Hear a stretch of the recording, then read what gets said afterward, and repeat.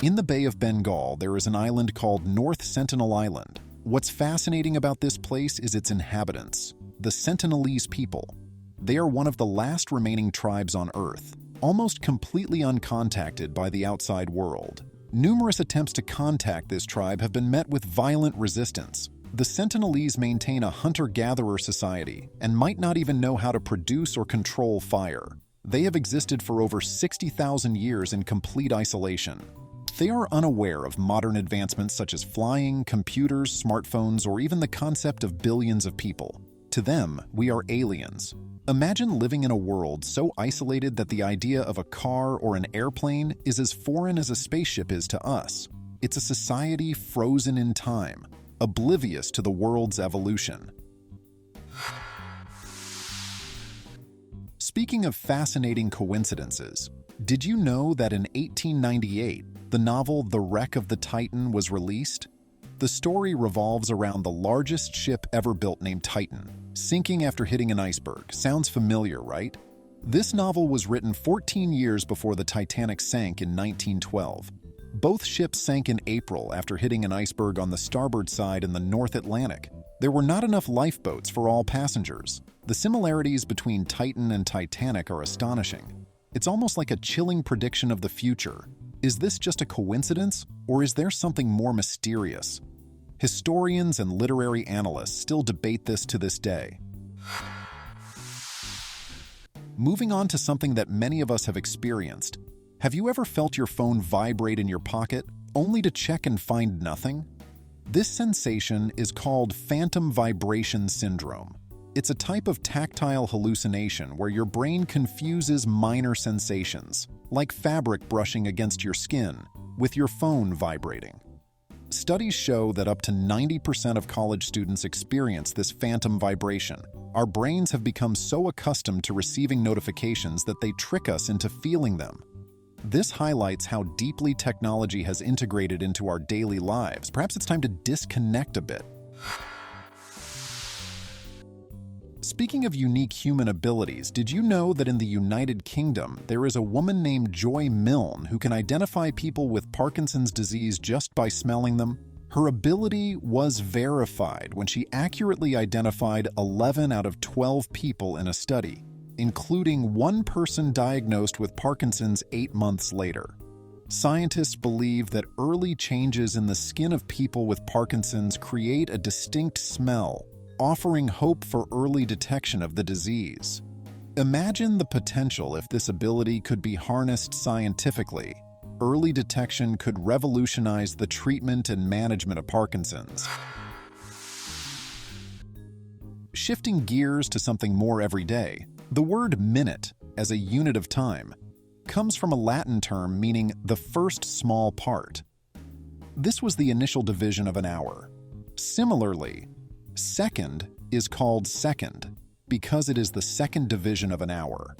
This means that 1 hour is 60 minutes, 1 minute is 60 seconds, and theoretically, 1 second could be divided into 60 thirds, although this unit is rarely used today. The development of how we measure time is fascinating. From sundials to atomic clocks, our understanding and measurement of time have come a long way, highlighting humanity's relentless pursuit to master and quantify the world around us. Did you ever wonder why we call it a second? Now let's talk about wealth and inequality. In January 2015, Oxfam estimated that the richest 1% would own more wealth than the rest of the world by the following year. They were right.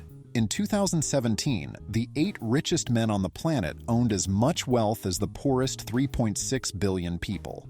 This global inequality is a stark reminder of the vast disparity in wealth distribution. It's hard to imagine the scale of this inequality. Think about this.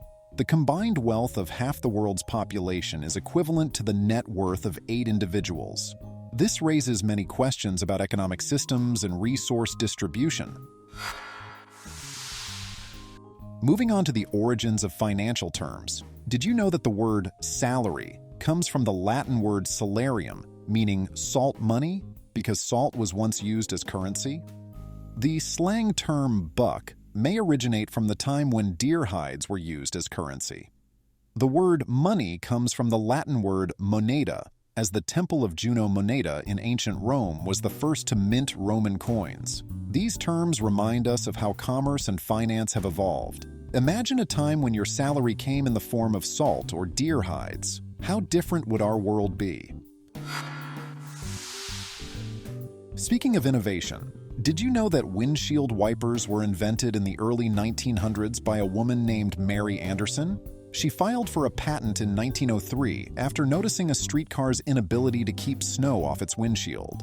Although her invention initially failed due to low automobile demand, windshield wipers became standard in cars by the 1920s. Anderson's story is a great example of innovation ahead of its time. Let's dive into the world of corporate dynamics. Porsche and Volkswagen have a complex ownership history. Porsche initially used Volkswagen parts. When Porsche sought more control, they bought shares of Volkswagen, eventually owning over 50% but incurring significant debt. To manage this, Porsche SE sold Porsche AG to Volkswagen.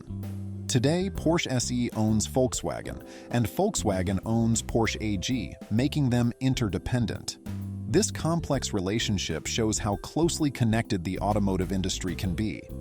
Doesn't it sound like a corporate soap opera?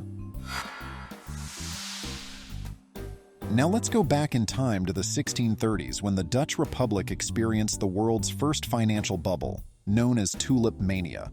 Tulips became extremely popular, and prices soared as people traded tulip futures.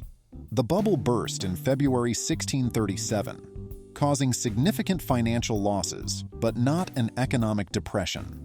Tulip Mania is often compared to other speculative bubbles like the dot-com bubble and the housing bubble. It's a cautionary tale about the risks of speculation. What do you think drives people to such speculative frenzies? Speaking of natural wonders, the Great Barrier Reef, the world's largest coral reef system, stretches over 2,300 kilometers and is visible from space. It is home to thousands of marine species, making it one of the most diverse ecosystems on the planet. Conservation efforts are crucial to protecting this natural wonder from threats like climate change and coral bleaching. The beauty and biodiversity of the reef are unparalleled, but its future is uncertain.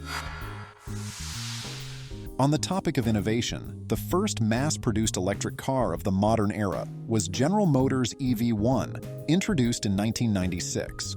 Although it was discontinued, it paved the way for future electric vehicles, including the Tesla Roadster in 2008, which revolutionized the electric car industry.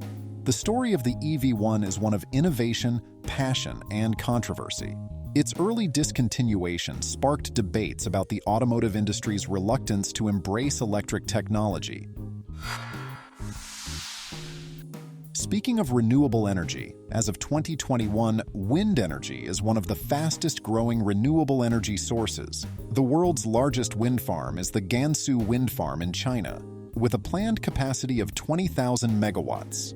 This project highlights the significant global shift towards sustainable energy solutions to combat climate change. Wind energy represents a crucial part of efforts to reduce carbon emissions and transition to greener energy sources. Moving on to safety innovations, the three-point seatbelt, invented by Volvo engineer Niels Bohlin in 1959, has saved an estimated 1 million lives. Volvo made the patent freely available to all car manufacturers, significantly improving car safety worldwide. Bohlin's invention is a perfect example of how a single innovation can have a massive impact on public safety.